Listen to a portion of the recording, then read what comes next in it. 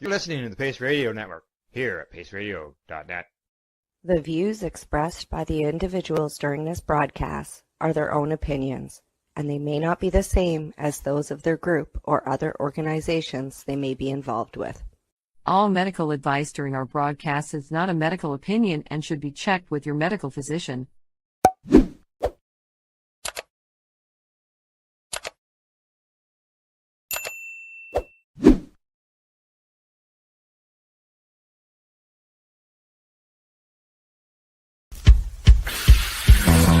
Oh yeah, baby, that's lovely.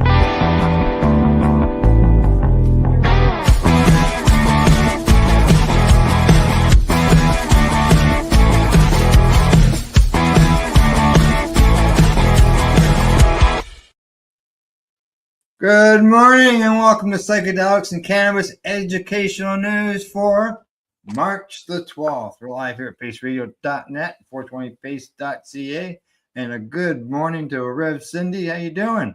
Good morning, Al. I'm doing well. How about yourself?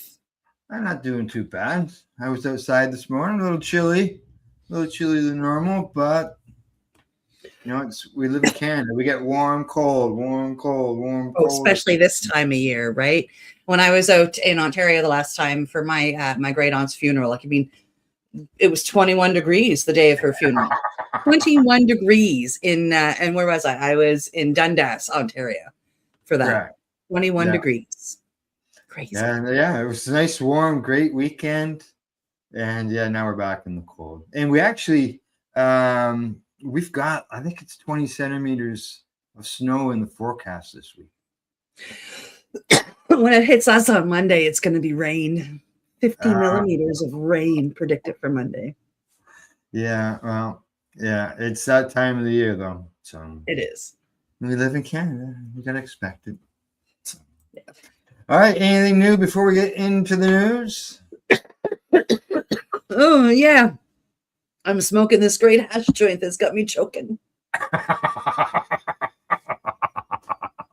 All right. Was it the one we were discussing before the show? It must be. Yes. Yes. Thank you for bearing with me during my choking of that.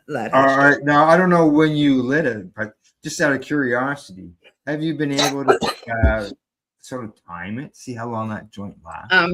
About 17 minutes for me to sit here and smoke it alone. 20 minutes, basically, in there. That's good. 20 minutes to smoke a joint.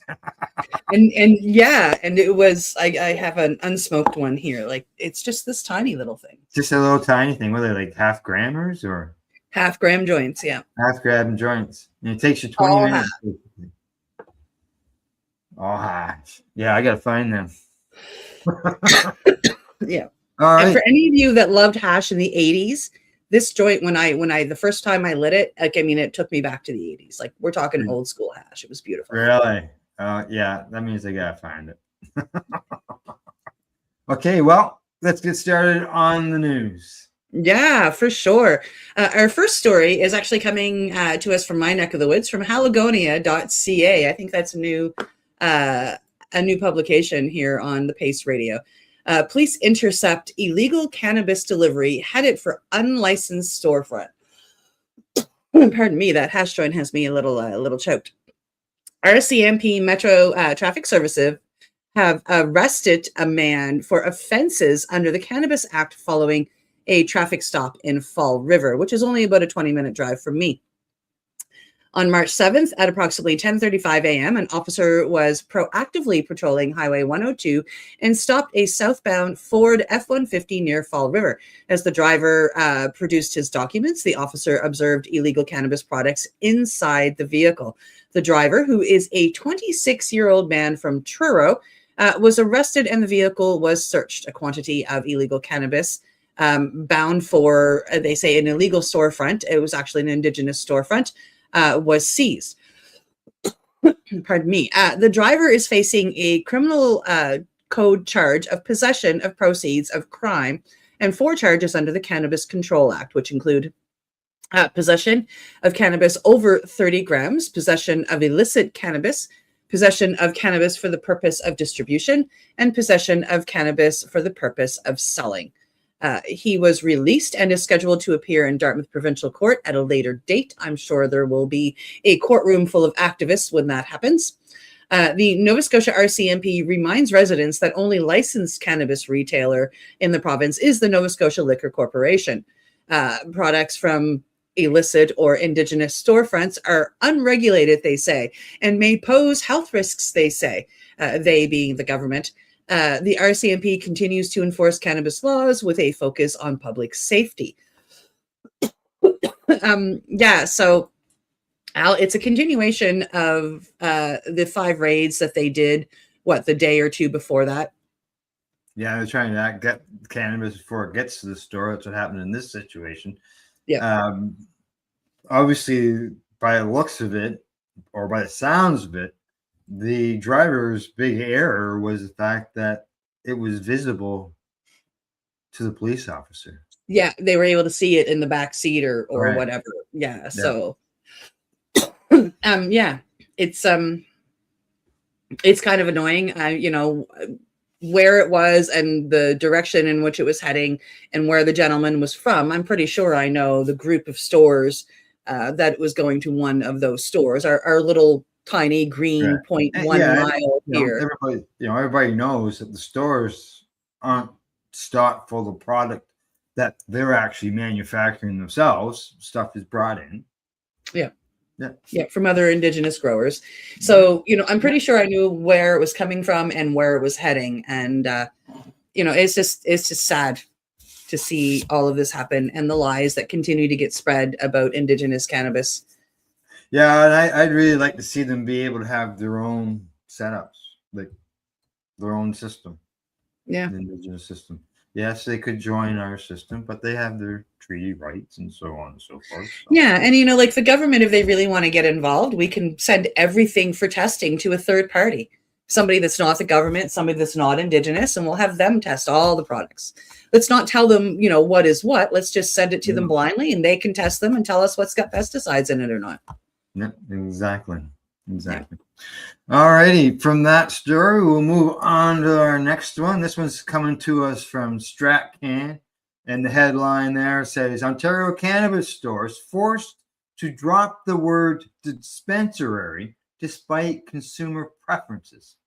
Yes, some cannabis retailers in Ontario say they are being told to remove any use of the word dispensary from their websites and online storefronts. The move from the Alcohol and Gaming Commission of Ontario is based on provincial rules and that prevent a cannabis retailer from marketing itself as being associated with medicine, health, or pharmaceuticals.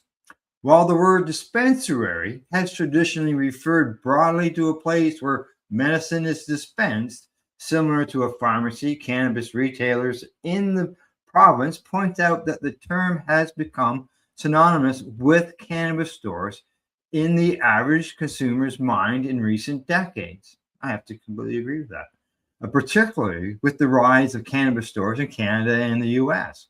Now, such enforcement actions, they say, only serve to hand customers back over to the illicit market while not actually protecting the public. Lisa Bigioni, I believe that's how I say her name, hopefully, the owner of Stoked Cannabis with 5 locations in Ontario, says she's recently received an email from an inspector at the AGCO who said the agency was aware that many cannabis stores in the province have been identifying themselves as a dispensary through their premises, website, or other media outlets, such as Google, Facebook, and Instagram. She says that she understands where the concern comes from, but feels that it's not taking into account how the word is used in Canada, as well as among American tourists who come into her stores, and how legal cannabis retailers have to use terms to ensure that they show up in consumers' online search inquiries.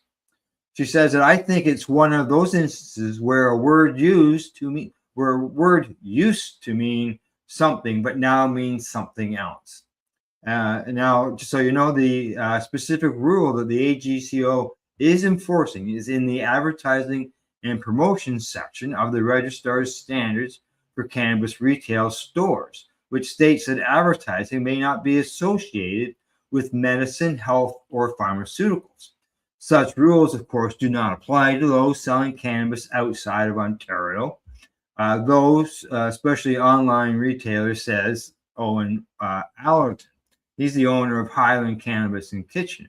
Now, he says his store was contacted about a month ago by an inspector with the AGCO, who was newly tasked with looking at licensed retailers' websites. Now, and like Lisa Stokes, he says he's sympathetic to the underlying reason for policing of the term, but also points out that the terminology has changed. He says that the challenge is that the entire consumer base in North America uses the word dispensary interchangeable for cannabis stores. Now, one of the top search terms, bar none, in Ontario for people seeking a retail store dispensary near me is what he says. That's the word, dispensary near me. And he goes on to say that not even the word cannabis. Now, just because the government has it in their mind that we are licensed cannabis retailers does not reflect what the language and terminology consumers are using. And the primary path of all this is through e-commerce. Now, in an email to StratCan, the AGCO communications team said this is not new enforcement, and that the AGCO has consistently enforced this standard since the launch of the legal retail market in 2018, 2019. Well, Cindy, they're going after our words, our terminology. Yeah. Like when I was down in Mexico, when to Google and research and look up the dispensaries down there, you had to use the numbers 420. Oh, yeah? When I was in Amsterdam, you had to use the word coffee house. So every place, I'm not that I've been a lot of places, but I'm discovering that every place I go has a different language for what it is. Here in Canada and in the United States, I'm getting ready to go to Hawaii. The word is dispensary. Yeah. It has always been. And no matter no matter who we're talking to, no matter if we're talking about legal or legacy or indigenous, whatever you want to call it, the word is dispensary. Yeah, and I see we got a comment from Alaska, Andy.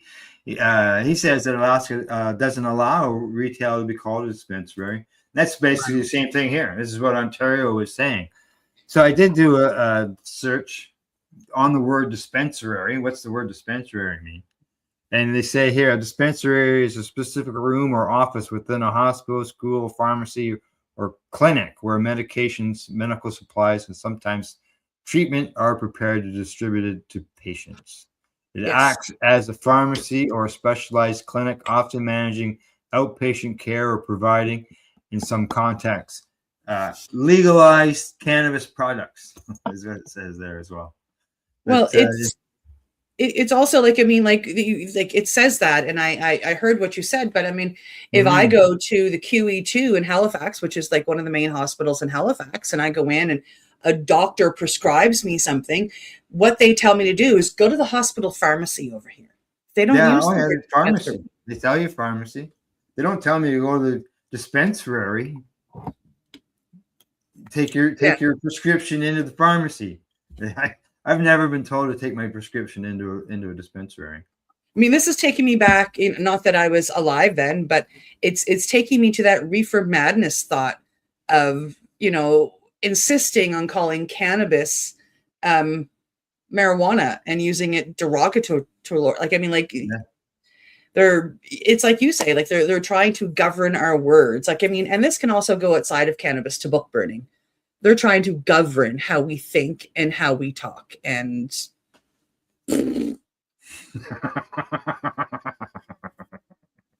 well, I have a couple local dispensaries, just so you know, and I might have found out about a third one by complete accident, which he's going to go research after the show. Yeah, I can't wait to exactly. hear. I'm curious too. Like, I mean, like maybe it's an old one that shut down that was there years ago. I mean, who knows, right? Like Yeah, yeah. maybe it's brand new and you just haven't like looked over and as you drive by that area pretty much probably every day and seen anything. Yeah, it's on the way to the post office. So. All righty. Shall we go on to the next story? We shall, but I'm going to giggle about that for a second. Okay, I just have to close off some stuff over here. Okay, that looks good. Okay, yes, on to the next story. It is coming to us again from StratCan, and it says cannabis company calls on Ottawa to postpone controversial medical cannabis cuts for veterans. As a veteran who is being affected by this, I am very happy to hear. I know of a number of licensed producers and cannabis companies that are on this, and it's nice to see it being reported on. A major Canadian cannabis producer is urging the federal government to pause planned cuts to the medical cannabis program used by thousands of Canadian veterans. According to StratCan, Aurora Cannabis is calling on Ottawa to delay changes that would lower the reimbursement rate for cannabis prescribed through Veterans Affairs Canada.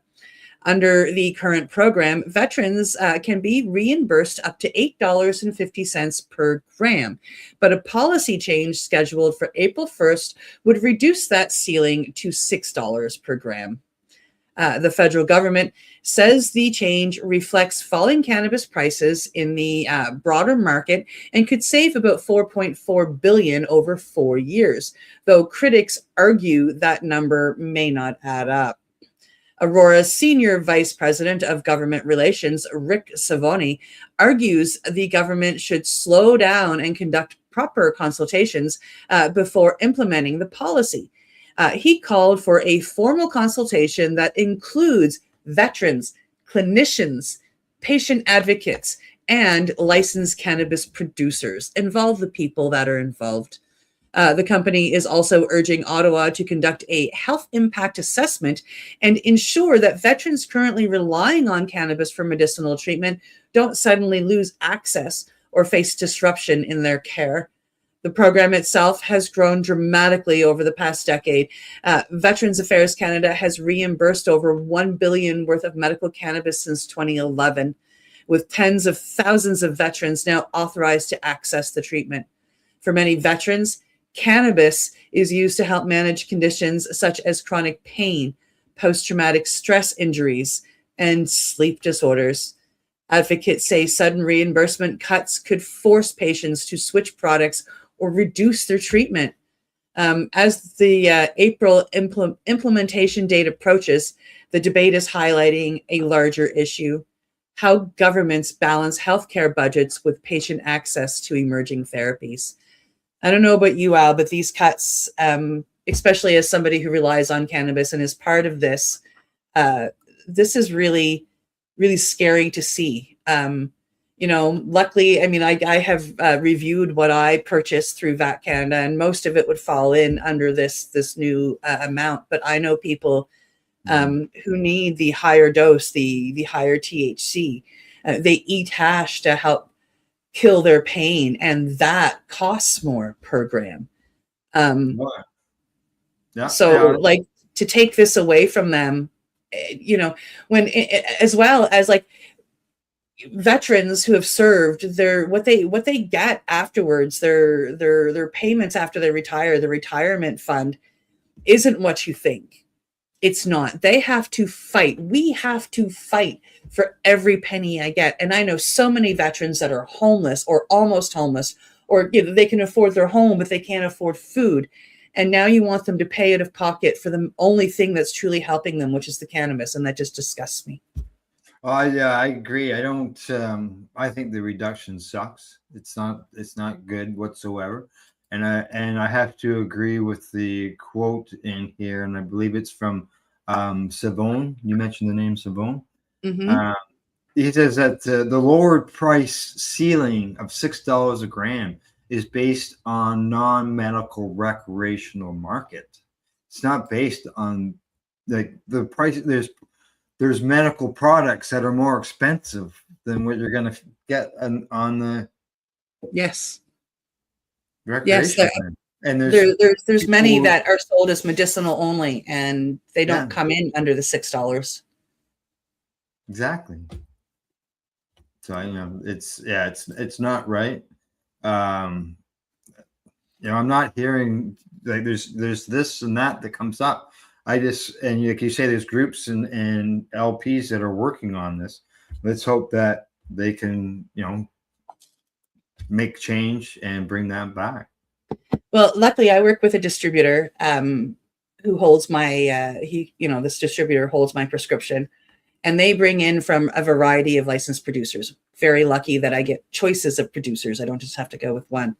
Mm-hmm. And he works with, I think there's 8 or 9 producers that on the products that are actually purchased most by the veterans that are signed up, they've brought the prices down as of April 1st. So we can continue to have the products that are helping us. So if you're a veteran and you're in need of a distributor here in Canada, reach out to me because I will hook you up with mine. There's a quote here from a Dr. Nick Withers. He's a 22-year veteran of the Canadian Armed Forces. He says, many of my veteran patients are finally stable after years of trying different treatments.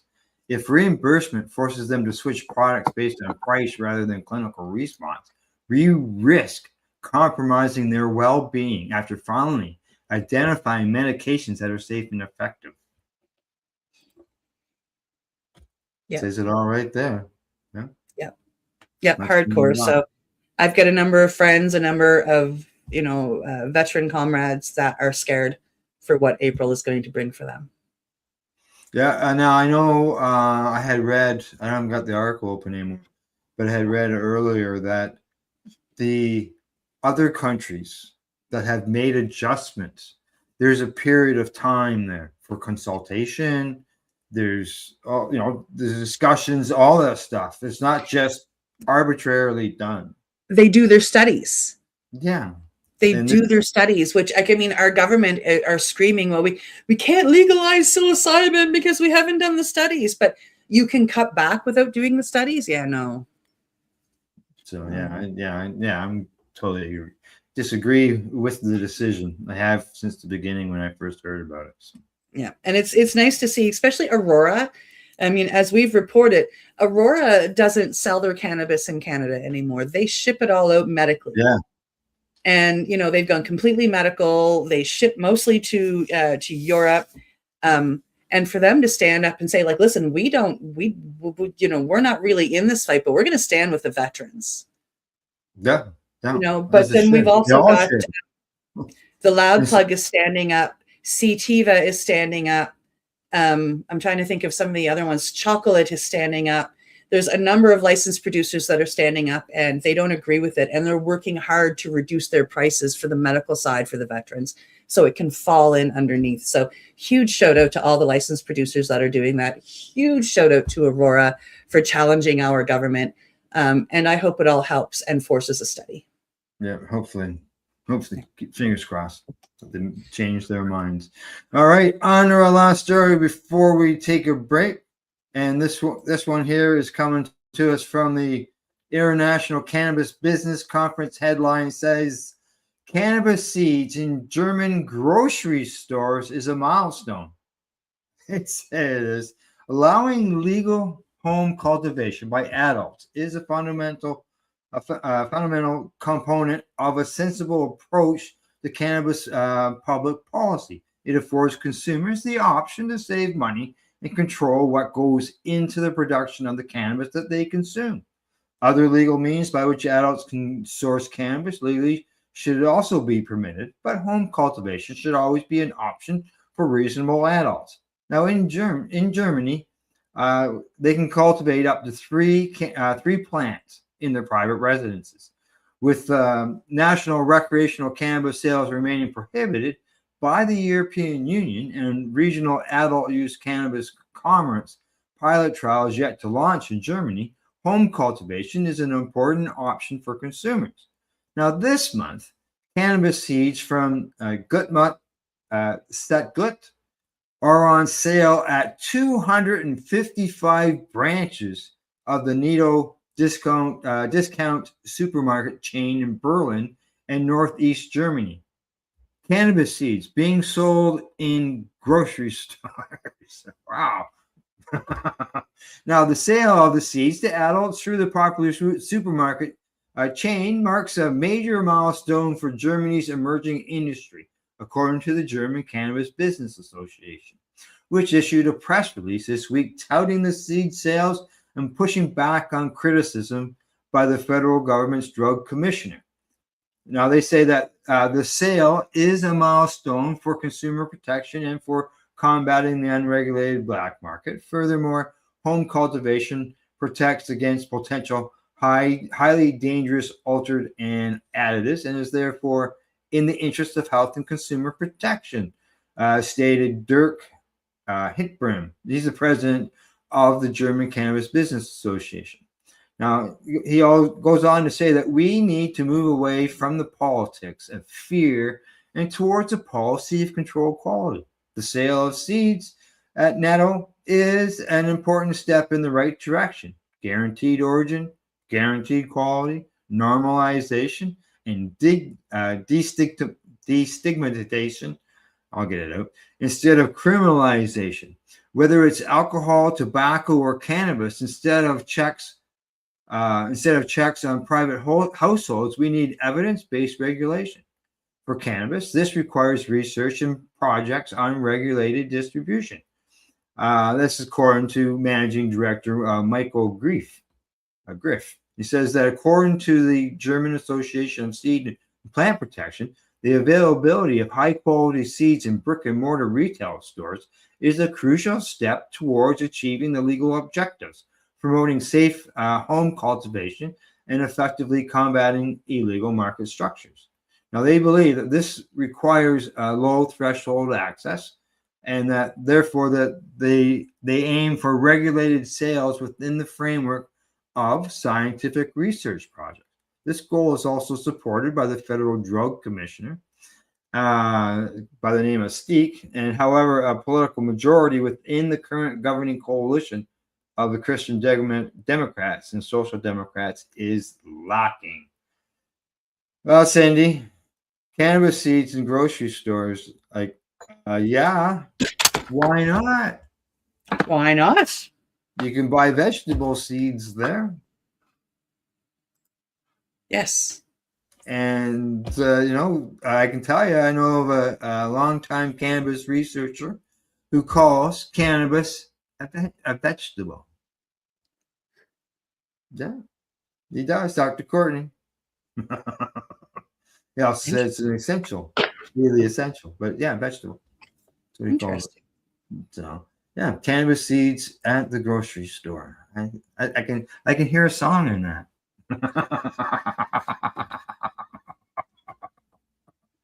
It's hilarious. Yes, yeah. All right. Anything on that story before we go to break? I just think it's great. Like they say that this is, like they're looking at it to help combat the bad people, so to speak, right? If we can get this out there and make it normal, I'm like, fuck yeah. Sorry. I like the idea of normalization. The normalization, the destigmatization. Jeez, there we go. I finally got it out. It's a big word. It helps to reduce that. Like, it's win-win-win as far as I was concerned. So. Oh, 100%. Yeah. All right. Time for us to take a 3-minute break and for everybody to hear from our sponsors. And we will be back in about 3 minutes. Talk to you shortly. We are people advocating cannabis education here at paceradio.net. Limestone City Hydroponics is Kingston, Ontario's hydroponics shop. Take your growing to the next level and create the optimal environment with a tent kit, or maximize your yield with an ebb and flow flood table kit. Either way, Limestone City Hydroponics has more sizes and options to fit your needs. Are you looking for the power of the sun that adapts to your budget? Then look no further, as they have professional grow lighting. They have indoor grow systems that are easy and cost effective, with many options to fit your living space and lifestyle. Cultivate your growing potential. We have everything you need to succeed. And if you can't make it to the store, they offer local delivery to the greater Kingston area. Remember, when you're looking for experts to help you grow, then look no further than the locally owned Limestone City Hydroponics, 105 Sunderland Drive in Kingston, Ontario. Call them at 613-548-0420. Rerolled Saturdays. Check it out. Nothing but non-stop cannabis and psychedelic programming. Find it at 420pace.ca. Enjoy the buzz of legalization with Campbellford Lifestyle Shop. From lights to plant nutrients, books, consumption accessories, and more. We've got all your basics to grow or consume cannabis. Visit our info center or take a look at our piercing services and body jewelry, now available in-store through Campbellford Lifestyle Shop, 17 Bridge Street West, Campbellford. Are you looking to get your medical cannabis grow license? Limestone City Hydroponics can help patients through the process of obtaining their license to grow medical cannabis. What's that? You don't have a doctor. If you meet the medical criteria, Limestone City Hydroponics has a nurse practitioner who can assess and provide medical cannabis prescriptions. What are you waiting for? Contact Limestone City Hydroponics at limestonecityhydroponics.ca or call them at 613-548-0420. PACE Radio is the People Advocating Cannabis Education Radio Network.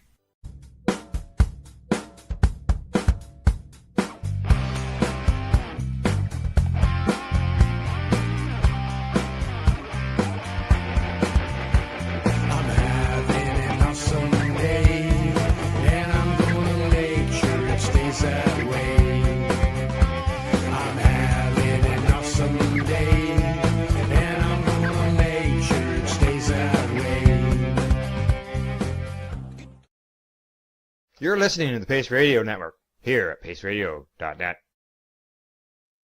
Hey, we're back. We're live, and we have more stories for you. You know what, Cindy? I never even thought about telling everybody today. Well, maybe I'll back up a little bit. At the beginning of the show, we talked about a news source, which was the first time that news source had ever been used on the show.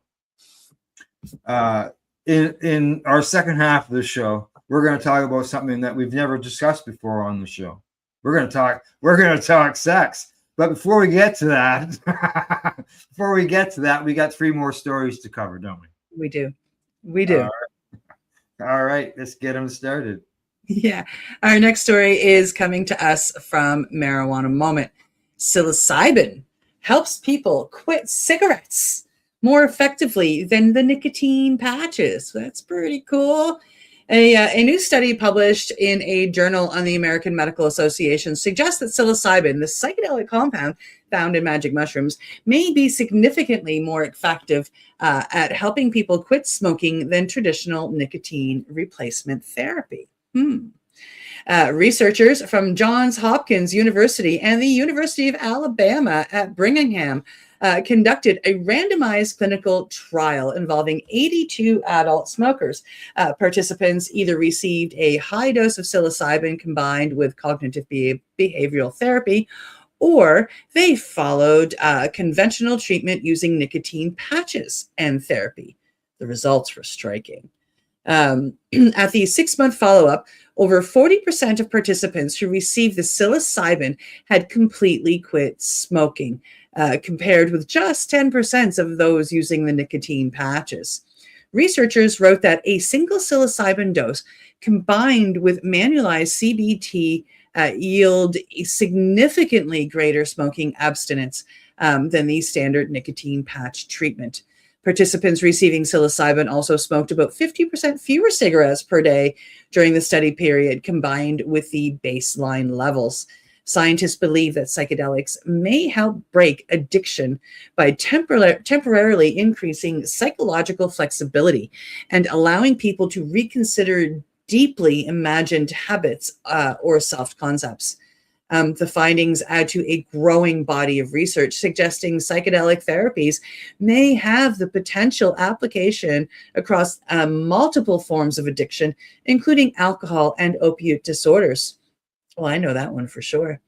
While larger studies are needed before regulatory approval, the results are encouraging for researchers searching for more effective treatments for tobacco addiction, one of the leading causes of preventable deaths worldwide. Well, I think this is pretty cool, Al. So do I. When I saw that headline, I went, "Wow, where does it stop, Cindy?" Yeah, well, I mean, are unreal. Like it helps people quit smoking. yeah. Psilocybin can help people with alcohol situations. It can help with so many mental health conditions. Yep. It just constantly all the time. Yeah, it's addiction is addiction is addiction is addiction. And when it comes right down to it, post-traumatic stress is addiction. You get injured and you get stuck in that loop, and that loop becomes your identity. And before long, like, you can't leave that loop because that's your identity. That's who you are. I know I've walked that line. My trauma is one of my addictions I've given up. We also know that gambling is an addiction, and it's a mental addiction. So these things can happen. The mental addictions can happen, but addiction is addiction is addiction. And cannabis and psychedelics can help if they are used properly with reverence and respect. Because I know people that are psychologically addicted to cannabis. They can't go without it because it's become their identity. Like they ask them to take a tolerance break and they'll have a panic attack. And so that's a psychological addiction, right? Yeah. It's just unreal, the stuff that keeps coming out of these mushrooms, and it's really amazing. So cool. Yeah. Something has to give so that they can become more medically available for people. That's for sure. So I agree. All righty, we're going to move from psilocybin onto. Not only did that story surprise me, but this next story also surprised me some. Because, I wonder, would it ever happen? But it has happened in a large place, and here we go. This is coming to us from Mugglehead magazine, and the headline says, "Gen Z preferences and health concerns cause vapes to overtake flower in California." Now, consumers in California now buy more cannabis vaporizers than traditional flower, marking a big shift in the state's booming yet troubled cannabis market. This significant change was highlighted in the latest data from the state's Department of Cannabis Control, tallied at the end of February. The change began in mid-2025 when vape sales edged out flower for the first time, and the gap continues to grow. Now, according to Headset data shared with the publication the SF Gate, which was the San Francisco Gate, the climb in vaporizer sales has been largely propelled by Gen Z consumers who prefer vape pens above all. These shoppers like vapes because of their ease and discretion. They slip into your pockets, produce less smell, and let users control doses precisely. Many state residents feel that these devices deliver a cleaner, more enjoyable hit than smoking flower. They can heat cannabis oil without burning it, cut out harmful smoke, and preserve flavorful terpenes that give strains their unique taste. Now, several users in California have been switching to vapes to avoid lung irritation from joints or pipes. Moreover, health experts note that vaping skips combustion toxins, making it smoother for daily use. However, quality cartridges matter to avoid contaminants. Now, tech devices also fuel this boom. Modern vapes feature smart temperature controls that improve flavor and effects without waste. They are continually becoming more advanced.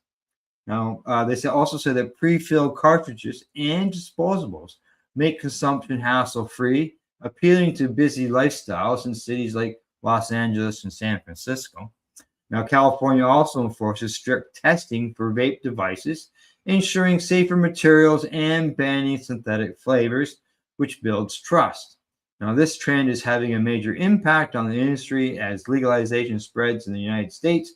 Vapes will dominate nationally, driven largely by Gen Z preferences and focus on lung health. Well, Cindy, the at one time they were all worried about vapes. People were getting popcorn lung. Now that's what I was sitting here like kind of saying to myself when you were reading the story. Now we don't hear about it anymore. Now, is that because the fact that they got stuff like hypoglycerol and things like that, another big word I can't pronounce, out of, like, they're not in that in the products like it was in the beginning? Yeah, like that's what I have to think, that now I have had products that have they taste like they have VG in them, which is the vegetable glycerin, which isn't what they claimed caused the popcorn lung, but it's still gross. And then I've had like this guy here. This is when I haul on this one, it tastes like I'm smoking the flower. It's great. I've got the right battery that can get up to the right temperature to give me the vapor that I want. So I not just on the inhale, but on the exhale, I feel, and it gives me that illusion of smoking a joint. There's no vegetable glycerin in it whatsoever. There's no none of that other one that we both hate saying the word for. The PG, but we'll call it PG instead of actually trying to say the word. Yeah. It has none of that. This one's pure live resin. Yeah, that's what when I grab them, and it's, as they say, it's the smell, the reduction of smell, the convenience, all that type of stuff that they were talking about. Yeah, and it was something I thought like pre-rolls would jump ahead eventually ahead of flower as well, because of the convenience. And that's what carts are. And they mentioned about adjusting temperatures. The one I got tells me how many puffs I've taken on the thing. You don't realize how many you took until you actually count them. And when I looked at this, it says I've had, on this one alone, never mind any of the other one, I've had over 3,000. I'm at 31 with my new battery. 31, just okay. 31, not 3,100. So I only got this when I was in Toronto. So yeah, okay. That explains that. Yeah. So, like the story says, all that is convenience, everything. Now, some people don't find them as effective. I've seen some people talk about it being like a 15-minute buzz, and that's about it. If that. I wouldn't say it's a 15-minute buzz. I say the buzz from pulling on a vape, and I say this with a flower vape as well, is different than smoking a joint. Yeah. Oh yeah. Big time. And same as dabbing. Dabbing is different than smoking a joint. Yeah. So it depends on what you're looking for. If that's good for you, I think that this is wonderful. If I've got anxiety, if I'm in a crowded place, I will lean on this. But if I have the choice, I go to a joint every time. Yeah. Like, I'm a joint smoker, but there's lots of reasons why I have those vape cartridges. So. Yeah. So, alrighty. That's that. Move on to the next story. It's my turn again, right? That's right. That's right. Okay. So coming to us from Leafy, this one is another one that was kind of near and dear to my heart. I was quite excited to see that this is happening over in Europe. London drug checking services are happening. They're calling it The Loop. A new harm reduction initiative in London is giving people the opportunity to test their drugs before they take them, with the goal of preventing overdoses and saving lives. Freak, yeah. The program is run by The Loop, which is a UK nonprofit dedicated to drug checking services and harm reduction. The organization allows individuals to anonymously submit small samples of their substance so experts can analyze the chemical composition and then warn users about dangerous contaminants. And this has served so well here in Canada. Dana Larson does this out in Vancouver. And I actually know people that it has saved the lives of. It's such an amazing service to have. Drug checking programs have gained attention in recent years as synthetic substances and unknown additives have become increasingly common in the illicit markets. When people bring samples to the loop, chemists analyze them and provide information about what is actually present, sometimes revealing substances far different from what users expected. The service also issues public alerts when particularly dangerous compounds appear in circulation.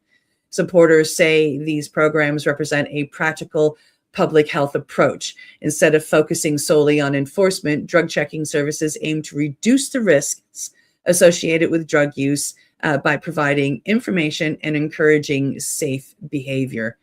Research on similar programs suggests that when people learn their drugs contain unexpected or dangerous substances, many choose to reduce their dose drastically or discard it completely.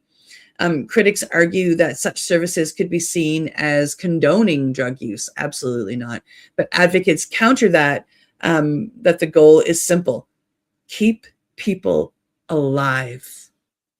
In an era where drug markets increasingly contain potent synthetic substances such as fentanyl, harm reduction strategies like drug checking are becoming a very important tool in public health responses to overdose crisis.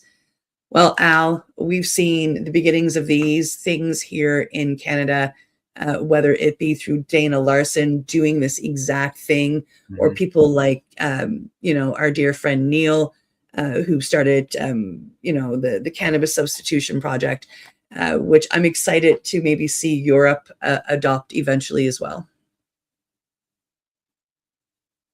Yes, I think it's great to see that they have gone and done this. And the fact that it is funded by councils, it says funded by Hackney and Camden councils and supported by the Metropolitan Police. The police support this as well.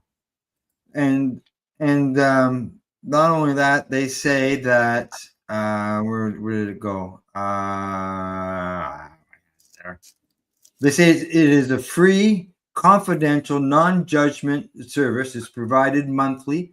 The consumer takes the substances to the service base, surrender them to an amnesty box.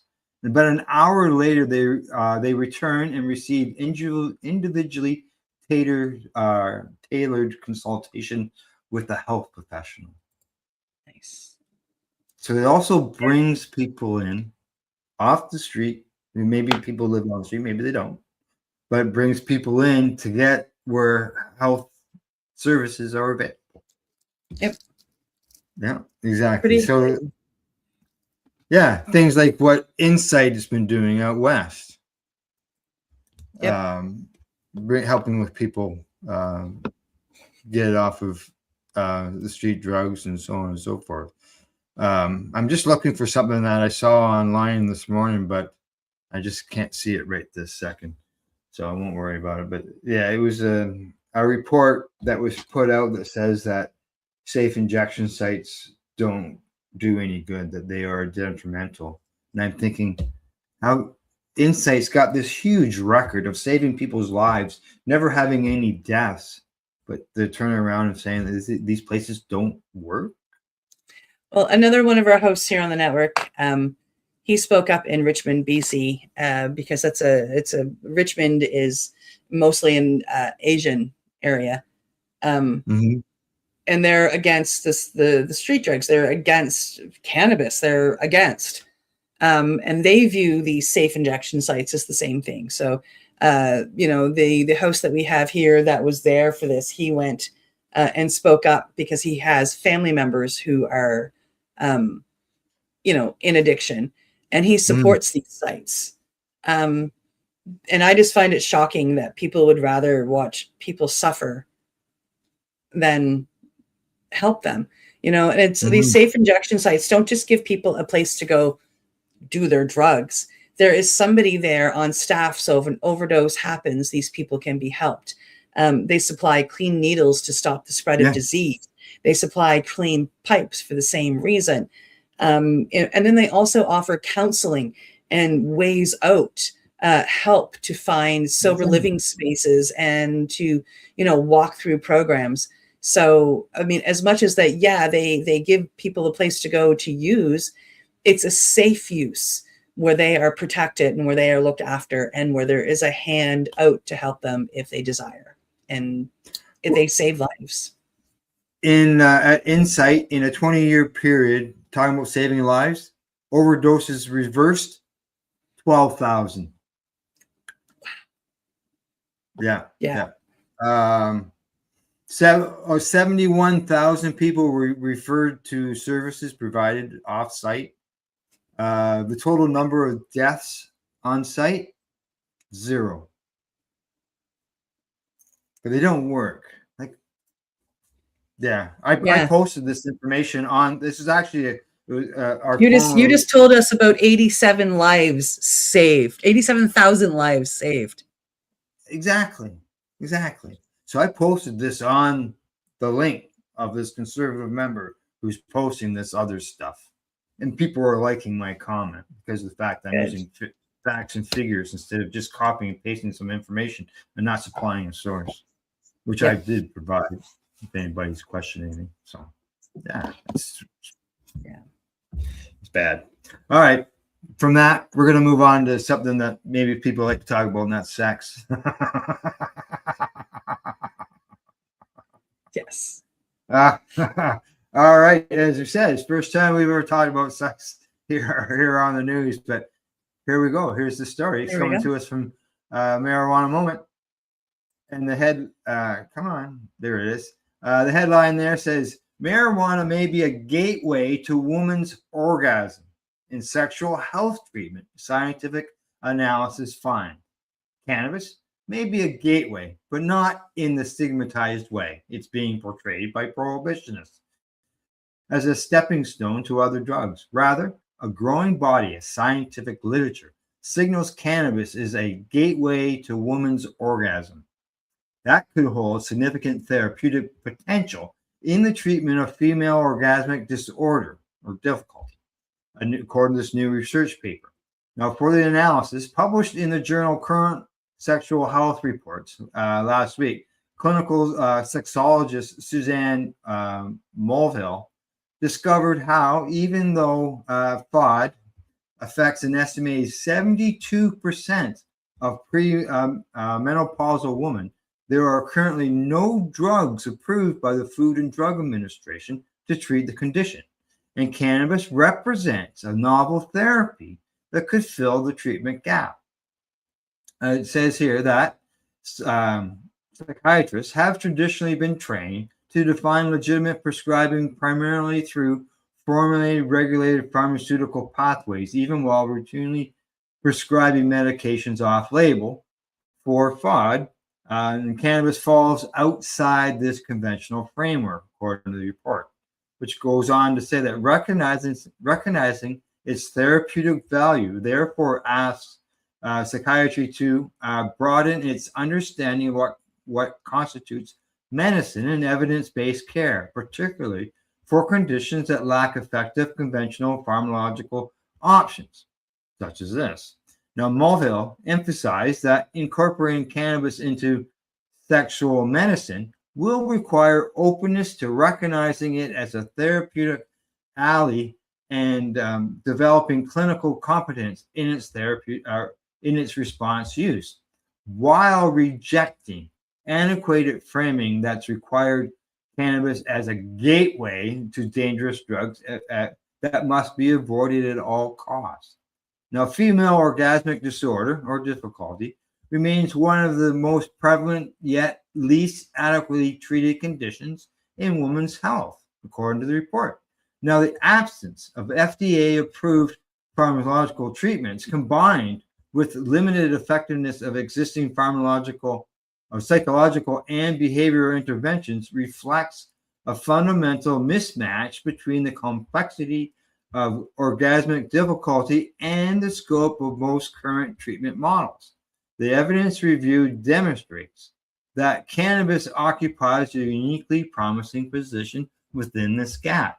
The analysis points to 5 decades of research into cannabis that's demonstrated consistent associations with improvements in orgasm frequency, ease, and satisfaction, while simultaneously reducing anxiety, innovation, cognitive distraction, and bodily disconnection, which are core barriers to orgasmic function. And integrating cannabis into sexual medicine represents both a clinical and a cultural shift, according to the authors, who also go on to say, what distinguishes cannabis is not merely its ability to improve a single symptom, but its capacity to therapeutically influence multiple orgasm, facilitating and orgasm inhibiting processes, simultaneously aligning with the multi-dimensional nature of female orgasmic disorder difficulty. There we go. Benefits in cannabis to help with that as well. Help the women of our lives who, as I say, 72%. That's a large amount of women who are having difficulty, and I think they said premenstrual times. Yeah, well, it's not just that. It's also during perimenopause and menopause. Like, even for those of us that didn't have that difficulty on the earlier age, we have that difficulty as we approach perimenopause and menopause.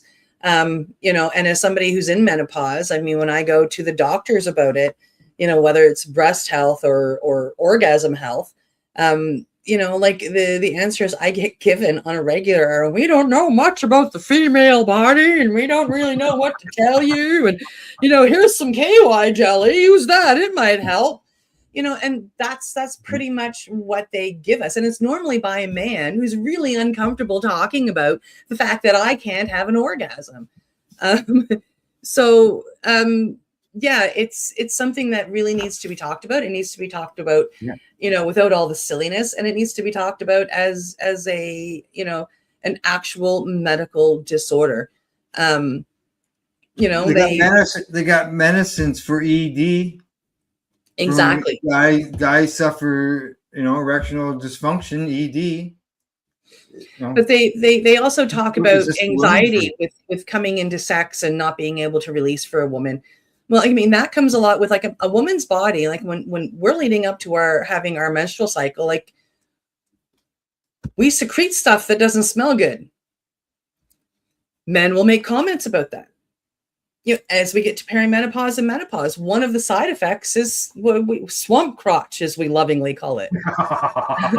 You know, and you know, that doesn't make a woman feel sexy or desirable. And we feel that if we release, it's going to stink more, and we hold back. And so these are things that our other halves, our partners, can help us with by letting us know that that's okay. And it's human nature. It's normal. These are things that women at different ages or times of their life go through, you know, and be loving and accepting of it. And it's something that can help from our partners, I think. Just to throw it out there for all the guys. All the guys. All right. Okay. Well, there we go. Got all our stories covered for the day. Talked about a few things we haven't talked about in the past. But anything else you want to mention before we go, before we sign off?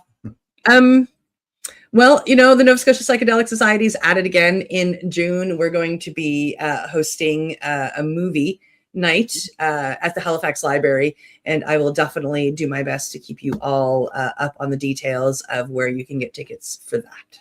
Yeah, good. And just a little, I got a message yesterday. I have to get some more information, but I've been requested to participate in a meeting or a discussion with doctors about cannabis. Exciting. Yes. I'm going to be talking more about that with them tomorrow to find out what's going on. Thrilling. Yeah, exactly. So I was surprised. Hey, thanks for the invite. All right, that's it for today. Thanks go out to everybody for tuning in to the broadcast, and also to our sponsors, Limestone City, Hydroponics.ca, the Campbellford Lifestyle Shop, as well as At-Eze.ca. We will see you Monday morning, 10 a.m. Eastern. I think, 11 o'clock down there on the East Coast. And yeah, on the Atlantic side, 11 Bright a.m. and sunny, bright and early out west at 7 a.m. But other than that, as I always say, don't forget to educate, medicate, and do not incarcerate. You're listening to the Pace Radio Network here at paceradio.net. The opinions of the individuals during this broadcast are their own, and may not be the opinions of their group or other organizations they may be involved with. All medical advice during our broadcast is not a medical opinion and should be checked with your medical physician. Enjoy the buzz of legalization with Campbellford Lifestyle Shop. From lights to plant nutrients, books, consumption accessories, and more, we've got all your basics to grow or consume cannabis. Visit our info center or take a look at our piercing services and body jewelry, now available in-store through Campbellford Lifestyle Shop, 17 Bridge Street West, Campbellford. Limestone City Hydroponics is Kingston, Ontario's hydroponics shop. Take your growing to the next level and create the optimal environment with a tent kit, or maximize your yield with an ebb and flow flood table kit. Either way, Limestone City Hydroponics has more sizes and options to fit your needs. Are you looking for the power of the sun that adapts to your budget? Then look no further, as they have professional grow lighting. They have indoor grow systems that are easy and cost effective, with many options to fit your living space and lifestyle. Cultivate your growing potential. We have everything you need to succeed. And if you can't make it to the store, they offer local delivery to the greater Kingston area.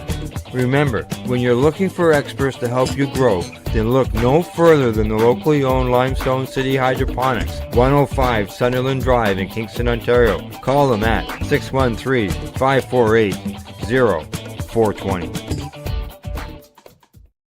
We are people advocating cannabis education here at paceradio.net.